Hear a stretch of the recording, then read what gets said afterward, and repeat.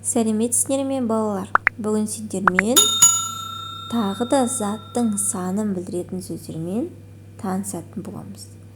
Олар болса, бірінші жаттығуға мұқият қарап, санамақты түсініп оқайық. Санамақ. Бір дегенім білім, екі дегенім еңбек, үш дегенім үміт, төрт дегенім төзім, бес дегенім берік, алты дегенім ақыл, жеті дегенім жеңіс, сегіз дегенім сенім, тоғыз дегенім тоқу, 10 дегенім оқу.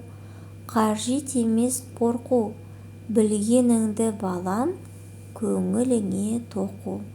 Бұл өлеңнің авторы Нұрлан Қалқа. Санамақ мазмұнын өзара талқылаңдар. Балалар, санамақ өлеңінің соңғы екі жолын көшіріп жазыңдаршы.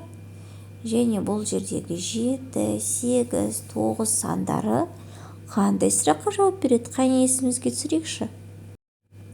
Жарайсыңдар, бұл жердегі 1, 2, 3, 4, 5, 6 бұл сандардың бәрі қанша, неше, нешінші деген сұрақтарға жауап береді. Өлеңнің мазмұнын ұстаздармен талқылап болсаңдар, екінші жаттығуға назар аударайық. Көп нүктенің орнына тиісті сөзді қойып жаз. Бір аптада неше күн бар? 7 күн бар. Жарайсыңдар. Дүйсенбі аптаның бірінші күні, сейсенбі күні 4 сабақ болады. Ал балалар, бұл жердегі қандай сұраққа жауап беріп тұр? Қанша, неше және нешінші сұрақтарына жауап беріп, заттың санын білдіріп тұр. Жақсы, жарайсыңдар. Олай болса, үшінші жаттығуға назар аударайық. Үшінші жаттығу. Төркөздерде берілген әріптерден апта күндерінің аттарын тап.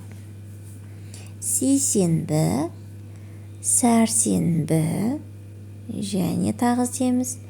Сенбі, бейсенбі, жұма және сенбі. Яғни бұл жерде санайықшы. 1 сейсенбі, сәрсенбі 2, сенбі 3, жұма 4, бейсенбі 5, жексенбі 6, неше жақта дүйсенбі бар екен. Сонда бізде 7 апта толық кестеде берілген екен. Жарайсыңдар, тапсырманы орындап болсақ, бүгінгі тақырыпты тағы да бір қайталап, өзіміз ойымызда мысалдар құрастырып, сұрақтарға жауап берейікші. Сонда біз сабақта қалай толық меңгергенімізді ұстазымыз айтатын болады. Жарайсыңдар балалар, келесі сабақта кездескенше сау болыңыздар. Менің каналыма тіркеліп, комментарий қалдыруды ұмытпаңыз.